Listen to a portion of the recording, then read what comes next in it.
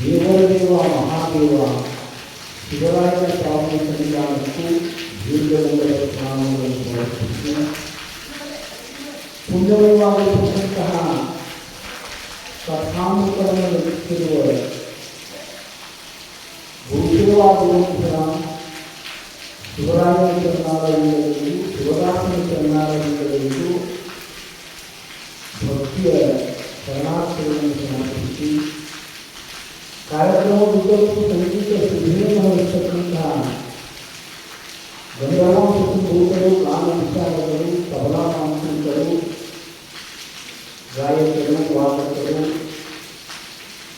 ಸಮಸ್ತ ಕಲಾಭವನಕ್ಕೂ ಭಕ್ತಿಯ ಪ್ರಣಾಮಗಳನ್ನು ಸಮರ್ಪಿಸಿ ಸಭಾ ಸಂಚಾಲಕರಾಗಿರ್ತಕ್ಕಂತಹ ಎಲ್ಲರಿಗೂ ಮೈಕ್ ವ್ಯವಸ್ಥೆಯನ್ನು ಮಾಡತಕ್ಕಂತಹ ಮಹಿಳೆಯರಿಗೆ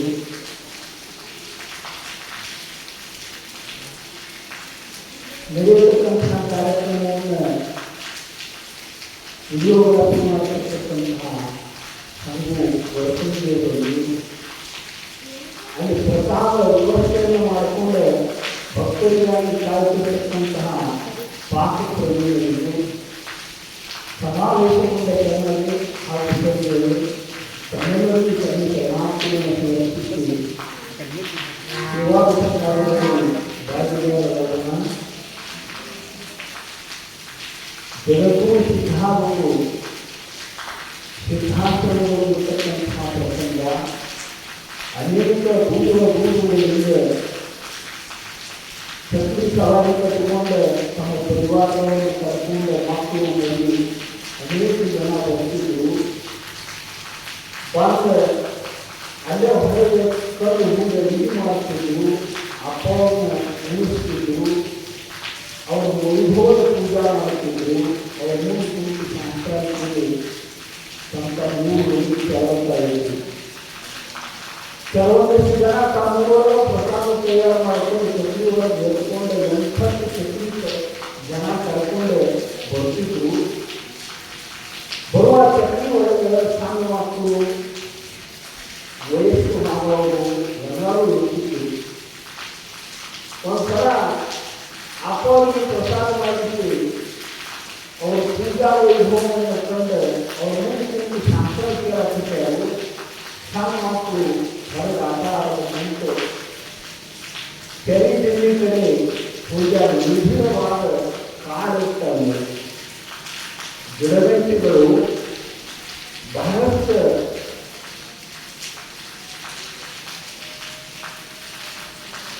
ಅರಣ್ಯ ಪ್ರದೇಶ ಅದು. ಅಲ್ಲಿ ಆಡ್ಕೊಂಡು ಒಂದು ಹುಡುಗ ಹೋಗಿ ಅಲ್ಲೇ ಬಿಸಿಲು ಬಿದ್ದಿರ್ತಕ್ಕಂಥ ಒಂದು ಹಾವಿಗೆ ಸರ್ವಾವಿಗೆ ಒಂದು ಕಲ್ಲು ಹೋಗಲ್ಲ. ಅದು ಸ್ವಲ್ಪ ಆ ಕಲ್ಲು ಹುಡುಗನ ಬಾಗಿಲು ಕಾಯಿ ಕಿಡಿ ಹಾಕಿ ಕಚ್ಚಾಕಿತ್ತು. ಇನ್ನೊಂದು ಹುಡುಗ ಗಾಳಿಯಾಗಿ ಓಡಿ ಹೋಗಿ ಅವ್ರ ಅವ್ವ ಹೇಳಿದ್ರು, ಓಡಿ ಅವ್ರ ತಾಯಿ ಬಂದು ದೂರದಿಂದ ಒಳ್ಳೆ ಎಲ್ಲ ಕೆಟ್ಟಿದ್ರು. ಯಪ್ಪ ಆ ಹಾವ ಬಿಟ್ಟು ಬಾರಪ್ಪ, ಅದನ್ನು ಬಿಟ್ಟು ಬಾರಪ್ಪ ಅಂತ ನಾಯೆಲ್ಲ ಬರ್ಬೇಕಂತ ಬಿಡುವಾಗ ನಾನು ತೀರ ಕಟ್ಟಿತ್ತು ಹುಡುಗ.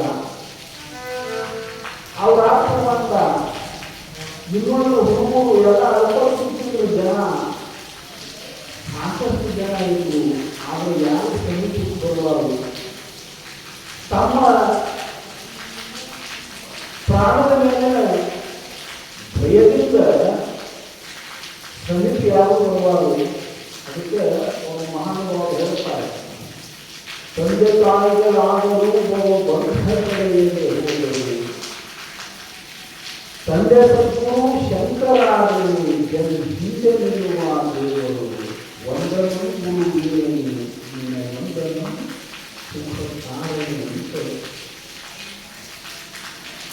ಹೆತ್ತು ತಂದೆ ತಾಯಿಗಳ ಸಹಿತ ನಮ್ಮ ಅವಸಾನ ವಸ್ತುವಾಗಿ ನಮ್ಮನ್ನು ರಚನಾ ಮಾಡ್ತಾರೆ ಅಂತ ತಿಳಿದ್ರೆ ತಮ್ಮ ಪ್ರಾಣಕ್ಕೆ ಕಾಣಿಸಿತ್ತು ಅಂದರೆ ಸಮೀಪ ಹೋಗುವುದಿಲ್ಲ. ಇವರೆಲ್ಲ ಸಂಬಂಧಿಕರು ರಕ್ತ ಸಂಬಂಧಿಗಳು, ಬಂಧುಗಳು. ಇವರು ಉನ್ನತ ಒಳಗೆ ಅಷ್ಟ ಸಂಬಂಧ. ನಿಜವಾದ ಬಂಧು, ಪರಮ ಬಂಧು, ಆಪ್ತ ಬಂಧು ಯಾರು ಅಂದರೆ ಸದ್ಗುರುನಾಥ ವರ್ಧನೆ. ಸಿದ್ಧಾರ್ಥನಿಗೆ ಓಡಿ ಒಳಗೆ ಹೇಳಿದ್ರು, ಸಾಧಿಸುವಾಗ ಸಿದ್ಧಾರ್ಥ ಬಂದವಾಗ ಒಂದು ಕೈಗೆ ಕಷ್ಟಂತಹ ಸರ್ಪ ಹಿಡಿದು, ಇನ್ನೊಂದು ಕೈಗೆ ಹುಡುಗದ ರಕ್ಕಿ ಹಿಡಿದು ಬಿಗುವಾಗಿ ಸುತ್ತಿರ್ತಕ್ಕಂತಹ ಸರ್ಪವನ್ನು ಬಿಡಿಸಿದ್ರು. ಆ ನೋಡಿ ಎಪ್ಪುರ ಎಲ್ಲರೂ ದೂರ ಹೆಸರು ಬಿಟ್ಟರು. ಸರ್ಪ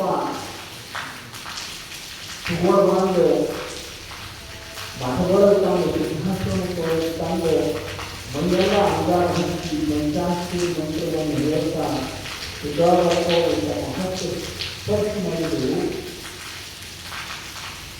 ಸರ್ಪ ಕಲಿಸಿ ಮೈಯೆಲ್ಲ ಏರಿರ್ತಕ್ಕಂತಹ ವಿಷ ಕನಾದೊಳಗೆ ಇಳಿದು ಹೋಗುವಂತಹ ಜಾತಿ.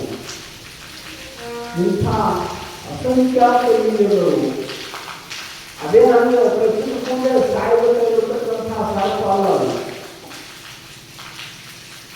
ಹಬ್ಬ ಈ ಗಂಗೋರ್ ಕಾಲು ಹಾಲು ತಿಂತ ಹೋಗ್ತಾರೆ ಅಂತಹ ಸರ್ಪ. ಅವರ ವಿಷಯ ಎಲ್ಲ ಸರ್ಕಾರದ ಪರಿಹಾರ ಆದಾಗ ಕೂಡಿದ ಜನ ಆನಂದ ಭಾಷೆಗಳಿಗೆ ಸೂಕ್ತ ಸಿದ್ಧಾರಪ್ಪ ಹೆಸರಿಗೆ ಜೈವಿಕಾರ ಹಾಕೊಂಡ್ರೆ ಭಕ್ತರ ಜವಾಬ್ದಾರಿ ಗುಣಾತ್ಮಕೈತಿ. ಅವನ ಸ್ಥಾನಗಳು ನಾವು ಕೂಡಿಸಬೇಕು ಅಂದ್ರೆ ಅವನು ಅಭಿವೃದ್ಧಿ ಗೊತ್ತೈತಿ. ರಚನಾ ಮಾಡಿದ ನಮ್ಮ ಮಾತನಾಡಿ ಕೂಡಿನ ಅಂತ ಹಾಡ್ಕೋತೆ ಕೊಂಡಾಡ್ಕೋತೆ ತನ್ನ ಊರುಗಳಿಗೆ ಕೆಲವು ಸ್ಥಿತಿ ಮಾಡೋದು ಸಿದ್ಧಾರ್ಥನಿಗೆ ನಿಂದ ಮಾಡೋದು. ಶಿವರಾತ್ರಿ ಜಾತ್ರೆ ಸಮೀಪಿಸಿ ಒಂದು ಮಂಟಪ ಮಾಡ್ಕೊಂಡೆ, ಇನ್ನೂ ಕೈಲಾಸ ಮಂಟಪ ತಯಾರಾಗಿಲ್ಲ. ಕೃತ್ರಿಮವಾದ ಮಂಟಪವನ್ನು ತಯಾರು ಮಾಡಿಕೊಂಡೆ ಹಿಂದಿನಲ್ಲಿ ಜೋಡಿಸಿ ಮಂಟಪ ಮಾಡ್ಕೊಂಡು ಸಿದ್ಧಾರ್ಥವರು ಕೂಡಿಸಿ ವೈಭವ ಪೂಜೆ ಮಾಡುತ್ತಾರೆ. ಒಂದು 4 ಜನ 5 ಜನರು ನಿಂದ ಮಾಡಿಕೊಂಡ್ರೆ ಸರಿ ಕಲ್ಪಿಸಿದ್ದೀವಿ. ಎಷ್ಟು ದಿಮಾಗ ಮಾಡ್ತಾನೆ, ಎಷ್ಟು ಬರೋದು ಎಷ್ಟು ಬರೋದು ಎಷ್ಟು ಬೆಳೆದು ಎಷ್ಟೇ ಹಾಕಿದ್ವು. ಮತ್ತು ಭಕ್ತರು ಬಂದು ಇನ್ನು ಕುಣಗಾಡಿ ಭಜನ ಮಾಡ್ತಾನೆ. ಪೂಜಾ ಮಾಡಿಸ್ಕೊತಾನೆ, ಕಾಲು ಬಿಡಿಸ್ಕೊತಾನೆ, ಅವರಿಗೆಲ್ಲ ಏನು ಶಾಸ್ತ್ರ ಹೇಳ್ತಾನೆ, ಶಾಸ್ತ್ರ ಹೇಳ್ತಾನೆ ಅಂತ ಸಂತನೊಳಗೆ ನಿಂದ ಮಾಡ್ಕೊತಿದ್ವಿ. ತಾವು ಮಾಡಿದ ಪಾಪವನ್ನು ಹೇಳ್ಕೊಳಕ್ಕಿದ್ರು. ನಾಲ್ಕನೇ ನಾವೊಬ್ಬ ಈಗ 6 ತಿಂಗಳು ಹಿಂದೆ ಸಿದ್ಧಗಣಾನಂದ ಸಮಾಜದ ಕೂತಾಗ ಎಷ್ಟು ಅಪ್ಪಳಿಸಿದ ಮರ್ಯಾದ ಕಾಣಿಸ್ಬಿಟ್ಟ ನೆಲಕ್ಕೆ ಬರ್ಕೊಂಡು ಬಿದ್ದಿದ್ದೀವ ಅಂತ ಅಂದ. ಮೊದಲೇ ನಾವು ಹೃದಯ ಅನ್ನವ ಅದಕ್ಕೆ ನೀನು ಹ್ಯಾಸಿ ಮಕ್ಕಳು ಕಟ್ ಮಾಡಿ ಮಾಡಬಾರ್ದ ರೀತಿ ಹಂಗೆ ಬುದ್ಧಿ ಹೇಳಬೇಕಾಗಿತ್ತು ಅಂತ ಅದು ಇದು ಮಾತಾಡ್ಕೊಂಡು ನೋಡುವಾಗ 12 ಮಂದಿ ಸ್ವಾಮಿಗಳು ಆಗ ಹಾಗೆ ಇಲ್ಲದೆ ಸಿದ್ಧಾರ್ಥ ಬರಾಕಿಟ್ಟಿದ್ರು. 12 ಮಂದಿ ಅಪ್ಪ ಮಾಡಿಕೊಂಡು ಎದ್ದು ಪಟ್ಟದೇವರು ಅವರು ಎದ್ದು ನಮಸ್ಕಾರ ಮಾಡಕ್ಕೆ ಬಂದರು. ನಮಸ್ಕಾರ ಮಾಡಕ್ಕೆ ಬಂದು ಹೃದಯನ ನೋಡಿ ಮುಂದೆ ಅವ ಹೋಗಿದ್ದ ಹೃದಯ ಕರೆಯನ್ನು ಲಿಂಗ ಸಂಪೂರ್ಣ ಇತ್ತು, ಹುಡುಗರಿಗೆ ಕರುಣಿಗೆಲ್ಲ ಇತ್ತು ಅಂತ ಕೇಳಿದ್ರು. ಆಮೇಲೆ ಕೈ ನೋಡಿದ ಒಳಗಿದ್ದ ಕರುಳಿನ ಮಾಯಾಗಿತ್ತು. ಇನ್ನೊಂದು ಅವರು ತಮ್ಮ ಎಲ್ಲಿನ ನೋಡಿಕೊಂಡು ಎಲ್ಲರೂ ಎಲ್ಲಿನಲ್ಲಿದ್ದು ನಿಂತು ಇಳಿದಂಗಾಗಿತ್ತು. 4 ಮಂದಿಯು ಇಳಿದಂಗಾಗಿತ್ತು. ವೀರಶೈವ ಸಿದ್ಧಾಂತದೊಳಗೆ ಲಿಂಗ ವಿಯೋಗ ಆಗ್ತದೆ ಅಂದರೆ ನೀರಾಗ ನೀರು ಪ್ರಾಣ ಬರಬೇಕು ಅಂತ ವಿಧಿ ಅದು ನಿಯಮ. ಆ ಲಿಂಗ ಶಿವಕರ್ಕ ಭಯ ನೀರು ಹಾಕಬಾರ್ದು, ಪ್ರಚಾರ ಮಾಡಬಾರ್ದು. ಅದು ಎಷ್ಟರೇ ಮುಗಿಸಿದ್ವಿ ಅನಂತರ 3 ದಿವಸ ಅವಧಿ ಇರುತ್ತೆ. 3 ದಿವಸ ನಾವು ಹಂಚಬೇಕು. ಅದನ್ನು ಸಿಗಲಿಲ್ಲ ಅಂದರೆ ನೀರಾಗ ನೀರು ಪ್ರಾಣ ಬರಬೇಕು ಅಂತ ನಿಯಮ. ನೀವೆಲ್ಲ ನೀರಾಗ ನೋಡುವ ಅಥವಾ ಜೀವಾತ್ಮಕ ಅಥವಾ ಒಂದು 12 ಮಂದಿ ಅಪ್ಪು ಅಂದ್ರೆ ಏನು ಮಾಡಬೇಕಪ್ಪ? ಇನ್ನು ಏನು ಮಾಡಬೇಕು? ನಾವು ಲಿಂಗ ವಿರಹಿತರಾಗಿದ್ದು ಲಿಂಗದ ಸೂತ್ರ ನಮ್ಮಿಂದ ಸತ್ಯ ಅಂದರೆ ನಮ್ಮ ಸಮಾಜದೊಳಗೆ ಯಾರು ಗೌರವಿಸ್ತಾರೋ ಅಂತ 4 ಜನ ತಿಳ್ಕೊಂಡಾಗ ನೀವು ಇಂಥ ದುಸ್ಥಿತಿ ಯಾಕೆ ಬಂತು ನಿಮಗೆ? ಗುರುವಿಂದ ಅಥವಾ ಶಿವನಿಂದ ಮಾಡಿದ್ದೀವಿ ಅಂದರೆ ಇಂಥ ಪರಿಸ್ಥಿತಿಗಳು ಬಂದೈತಿ. ಮತ್ತು ನೀವು ಏನು ಮಳೆ ಹೇಳಿ ಏನು ತಪ್ಪು ಹೇಳಿ ಅಂದಾಗ 4 ಜನ 12 ವರ್ಷದ ಸ್ವಾಮಿಗಳು ಇಷ್ಟಿದ್ದಂಗೆ ನಾವು ಇನ್ನೂ ಮಾತಾಡ್ಕೊತಿದ್ದು. ಬೆಳಿಗ್ಗೆ ಸ್ನಾನ ಪೂಜಾ ಪ್ರಸಾದ ಮಾಡೇ ನಾವು ಆ ಗುರುಗಳಿಗೆ ಕರುಣಿದ್ದನ್ನು ಗಮನಿಸ್ಕೊಳ್ಳಬಹುದು. ಕೂತು ಶುದ್ಧಾರಗಳು ಬಂದರೆ ನಿಂದ ಮಾಡೋದು ನೀವು ಬಂದಲ್ಲಿ ನೀವು ಬಾಕಿದಾಗ ನಮಗೆ ಬೆಳಗ್ಗೆ ಕರುಣಿಲ್ಲ ಅಂತ ಸಿದ್ಧಾರ್ಥಗಳು ಅಂದರೆ ಇವನು ಅವತಾರಪ್ಪ. ಅವರು 12 ವರ್ಷದ ಸ್ವಾಮಿಗಳು ಹೇಳ್ತಾರೆ, ನೀವು ಸಾಕ್ಷಾತ್ ಶಿವನಿಂದ ನೀವು ಅದಕ್ಕೆ ನಿಮ್ಮ ಲಿಂಗ ವಿಯೋಗ ಸೂತ್ರ ಕಟ್ಟಿರ್ತೀವಿ. ಇದಕ್ಕೆ ಪರಿಹಾರ ಇದೆಯಪ್ಪ ಅಂತಂದಾಗ ಯಾರ ದಶೆಯಿಂದ ಈ ಸ್ಥಿತಿ ಬಂದದ್ದು ಅವರಲ್ಲಿ ಹೋಗಿ ಪ್ರಾರ್ಥನೆ ಮಾಡ್ಕೊಂಡು ಬರೀ ಅಂತ 12 ಸ್ವಾಮಿಗಳು 4 ಮಂದಿ ಕರ್ಕೊಂಡು ಸಿದ್ಧಾರಪ್ಪ ತಗೊಂಡು ಹೊರಾಗ 4ನೇ ಶ್ರೀಗಳ 3ನೇ ಮಂದಿ ಸ್ವಾಮಿ ಬಾಗಿ ಸಿದ್ಧಾರಪ್ಪ ನಮಸ್ಕಾರ ಮಾಡಿ 12 ಮಂದಿ ಅಪ್ಪಿರ್ತಾರೆ. ಇವರು ಮಾಡಬಾರ್ದು ತಪ್ಪು ಮಾಡ್ಯಾರು, ಇವರು ಹೊರಗಿದ್ದು ಲಿಂಗ ಕಣ್ಮರೆಯಪ್ಪ, ಇವ್ರನ್ನ ಕ್ಷಮ ಮಾಡಿ, ಇವ್ರು ತಪ್ಪು ಮಾನ್ಯ ಮಾಡಿ ಮನ್ನಿಸಿದ್ವಿ. ಕ್ಷಮಾಗುಣ ಸತ್ತಾನ ಭೂಷಣ ಕ್ಷಮ ಅಂತ ಯಾಕೆ ಎಲ್ಲ ಸಾಮರ್ಥ್ಯ ಇತ್ತು. ಯಾರು ನ್ಯಾಯ ಮಹಾತ್ಮರು ಅದಾರೋ ಅಂಥವರಲ್ಲಿ ಕ್ಷಮಾಗುಣ ಬಹಳ ವಿಶೇಷವಾಗಿರುತ್ತದೆ. ಜ್ಞಾನಕ್ಕೆ ಶೋಭೆ ಯಾವುದು ಕ್ಷಮಾಗುಣ. ಯಾರು ಕ್ಷಮ ಮಾಡ್ತಾರೋ ಅವರಲ್ಲಿ ಜ್ಞಾನ ಪಾದ ಇಟ್ಟೈತೆ ಅಂತಲೇ ಅರ್ಥ. ನಿಮ್ಮ ಮುಂದೆ ಯಾವಾಗ ಅವರು ಹೇಳ್ಕೊಂಡು ಮಾಡಿ ಮಾಡಿರುತ್ತಪ್ಪ ಆಗ ಕ್ಷಮಾಪಣೆ ಆಗಿರಲಿ. ಅವರು ಕೂಡಿಲ್ಲ ಅಂತ ಪಕ್ಕಕ್ಕೆ 12 ಮಕ್ಕಳು ಸ್ವಾಮಿಗಳು ಕೂಡಿಸ್ಕೊಂಡು ಅವ್ರ ಹಿಂದಿರ್ತಕ್ಕಂಥ 4 ಕಣ್ಣಿಗೆ ತೆಗೆದು ಏನೋ ಗಾಯ ಮುಗಿದು ಹೋದ್ರೆ ಒಬ್ಬ ಸಣ್ಣ ಹುಡುಗ ತಾಂಡು ಪಾಠ ನೋಡಿ ಅವರು ಇವಾಗ ನೀವು ನೋಡಿ ಹೋಗ್ತಾರೆ ನೋಡಿ. ನಾನು ಬೇರೆ ಅದಕ್ಕಿಂತ ವ್ಯಕ್ತಿಗತ ನಿಮಗೆ ಒಳಗೆ ಬೇಕಾಗಿಲ್ಲ ಮಾಡಿ ಅಂದಿಲ್ಲ. ಅವರು ಗಾಯ ಮುಗಿದು ಒಬ್ಬ ಸಣ್ಣ ಮಗ ತಾಂಡು ಪಾಠ ತಗೋರಿ ಅವ್ರು ಹಿಂದೆ ಮಾಡಿ ಭಾವನವರು ಇದ್ದಿದ್ದಿಲ್ಲ. ಅವರು ಸ್ವತಃ ಶಿವಾನ ಬಾಲಕರ ರೂಪದಿಂದ ಆ ಕಲಿಗಳನ್ನು ತಾನು ಸಿದ್ಧಾಂತಬಹುದು. ಕಾರಣಗಳು ತಿಳಿದ ಮಹಾತ್ಮರು ಕ್ಷಮ ಮಾಡ್ತಾರೆ, ಪರಮಾತ್ಮ ಕ್ಷಮ ಮಾಡುವುದಿಲ್ಲ. ಶಿಶುವಿನ ನೋವು ಬದುಕಿಗೆ ಶಿವ ಶರಣರ ನೋವು ಶಿವನಿಗೆ ಅಂಟುಕೊಂಡು ಗಾಡಿ ಮಾತನಾಡಿ ಹೊಟ್ಟೆಗೆ ಕೂಸಿದರೆ ಹೆಸರಿನ ತೋಗಾಗುತ್ತೆ. ನಾನು ಕಾಯಿಲೆ ಹೊಟ್ಟೆಗೆ ಕೂಸಿದಾಗಂತಂದ್ರೆ ಹೊಟ್ಟೆ ಯಾವ ಆಗುತ್ತದೆ, ಹೊಟ್ಟೆಗೆ ತಾಯಿನೂ ಆಗುತ್ತದೆ. ಅದನ್ನ ಬಿಸಿನೀರು ಕುಡಿಬೇಕು, ಅದನ್ನ ಸಾಪಾಡಿ ನೋಡ್ಬೇಕು. ಕೂಸಿ ಬಿಸಿನೀರು ಕೂಸಾಕೋಬೇಕಂದ್ರೆ ಇಲ್ಲ ಹೊಟ್ಟೆ ಬೇಕು. ಅದಕ್ಕೆ ನೀರು ಹೊಟ್ಟೆ ಬಳನ ಹಾಕೋಬೇಕಂದ್ರಿ. ಕೂಸಿನ ಆರೋಗ್ಯ ತಾಯಿನ ಬಹಳ ಪರಿಣಾಮ ಬೀರ್ತದೆ. ಹೆಸರಿಗೆ ಹಾಕು ಅಂದರೆ ಲಘುನ ತಯಾರು ಮಾಡಬೇಕಂದ್ರೆ ಕಾಯಿ ಸಾಯಿ ಪರ್ಸೆಂಟ್ ಇರ್ತೈತಿ. ಅಂದರೆ ಶಿಶುವಿಗೆ ಆದ ವ್ಯತ್ಯಾಸಗಳು ಅದರ ಪರಿಣಾಮ ಯಾರು ಅನುಭವಿಸತೈತಿ ಅಂದರೆ ಕಾಯಿ ಅನುಭವಿಸತೈತಿ. ಒಂದು ಶಿವಶರಣ ನೋವನ್ನು ಪರಮಾತ್ಮ ಅನುಭವ ಮಾಡ್ತಿರ್ತಾನೆ. ಅವರು ಸಾಕ್ಷಿ ಭಾವವನ್ನು ನೋಡ್ತಿರ್ತಾರೆ. ಶಿವಶರಣರ ನೋವು ಶಿವನಿಗೆ ಅವ್ರ ಮನಸ್ಸು ನೋಡಿತ್ತು ಅಂತಂದ್ರೆ ಪರಮಾತ್ಮ ಅನುಸಾರ ಮಾಡ್ಕೋದಿಲ್ಲ, ಶರಣರು ಸಹ ಮಾಡ್ಕೋಬಹುದು, ಪರಮಾತ್ಮ ಸಹ ಮಾಡ್ಕೋದಿಲ್ಲ.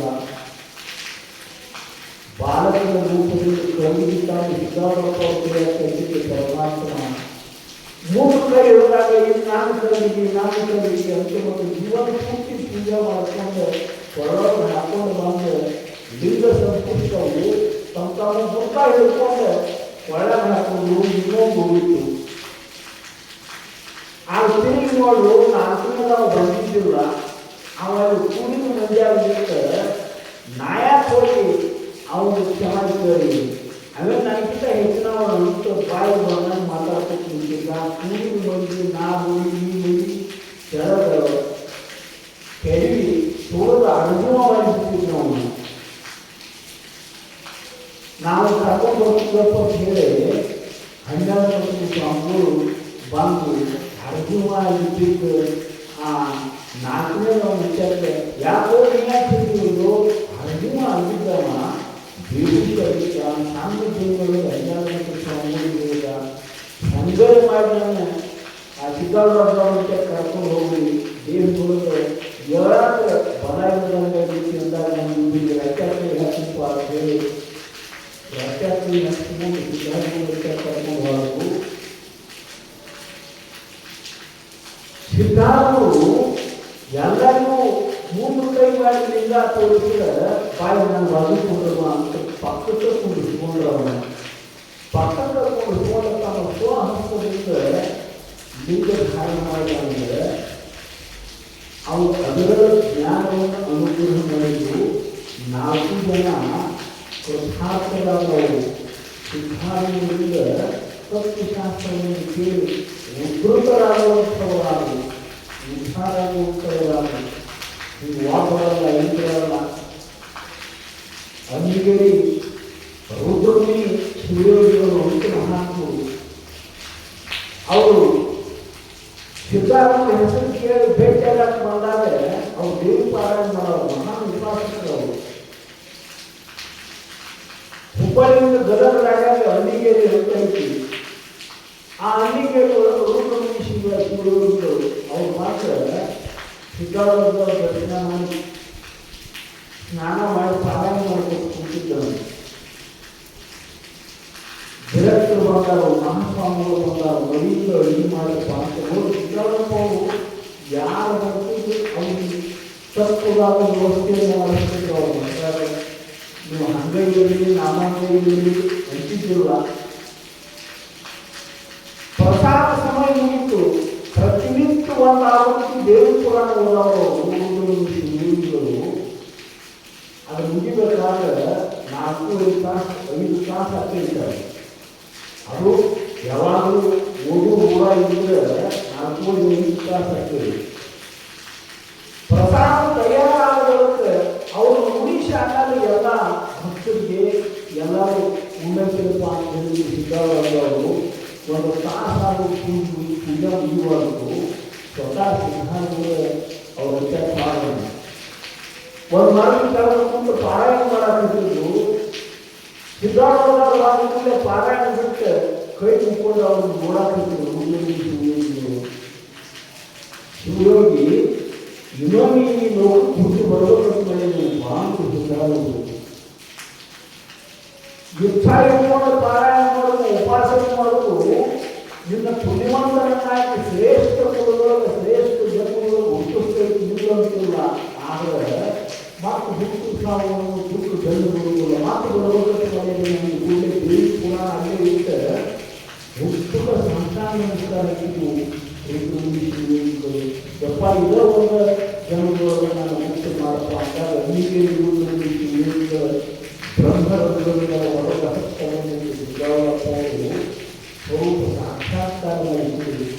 ತ್ವಂ ಬ್ರಹ್ಮಾಸ್ಮಿ ತತ್ವಮಸ್ಮಿ ತ್ವಂ ತದಸ್ಮಿ ಅನ್ನುವ ವೇದದ ಅವೇದವಾದ ವಾಕ್ಯಗಳನ್ನು ಜೀವ ಪರಮರ ಐಕ್ಯವನ್ನು ತಿಳಿಸತಕ್ಕಂತಹ ಮಹಾವಾಕ್ಯವನ್ನು ಬೋಧನೆ ಉದಾಹರಣೆ ಹೇಳಿ ಕಾರಣವನ್ನು ತಿಳಿದರೆ ಮಹಾತ್ಮೆಗೆ ನಮ್ಮ ಮುಕ್ತಿ ಮಾಡಪ್ಪ ಅಂತ ತಿಳ್ಕೋಬೇಕು.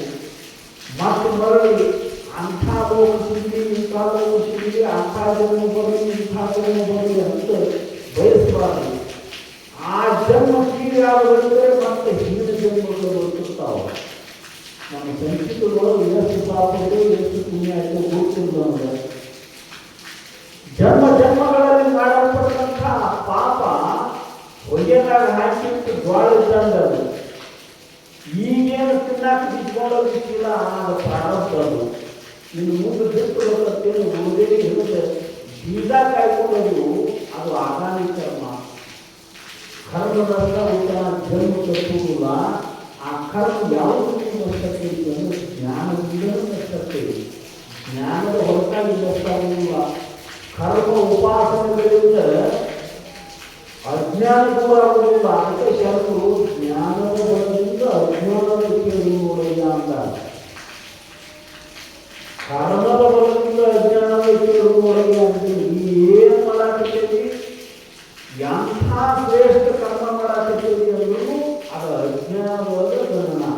ಈ ಅಂಥ ಶ್ರೇಷ್ಠ ಉಪಾಸನೆ ಮಾಡಾಕತ್ತೇವಿ ಅಂದ್ರೂ ಅದು ಅಜ್ಞಾನದೊಳಗೆ ಅವಿದ್ಯಾದ ಕಾರ್ಯನ ಅದು. ಆದ್ದರಿಂದ ವೇದವನ್ನು ದೂರ ಮಾಡಿ ಜನ್ಮ ಮರಣಗಳನ್ನು ಪರಿಹರಿಸತಕ್ಕಂಥ ಜ್ಞಾನ ಒಂದೇ ಮುಕ್ತಿಗೆ ಸಾಧನ. ಅನ್ಯವಾದ ಪಂಥಗಳು ಯಾವುದಿಲ್ಲ ಅಂತ ತಿಳಿಸುತ್ತಾಗಿ ಅರಿವೇ ಮುಕ್ತಿಗೆ ಮೂಲ ಆಗತಕ್ಕಂತಹ ಮಾತನ್ನು ಮಹಾನುಭಾವರು ಹೇಳ್ಕೊಂಡು ಬರುವಂಥವರು. ಅಸಂಖ್ಯಾತ ಮಹಾನುಭಾವರನ್ನು ಉದ್ಧರಿಸುವಂಥವರಾಗಿ ಸಿದ್ಧಾರೂಢರು. ಸಿದ್ಧಾರೂಢರ ಅವಧಿ ಒಳಗೆ ಹೆಚ್ಚಾಗಿ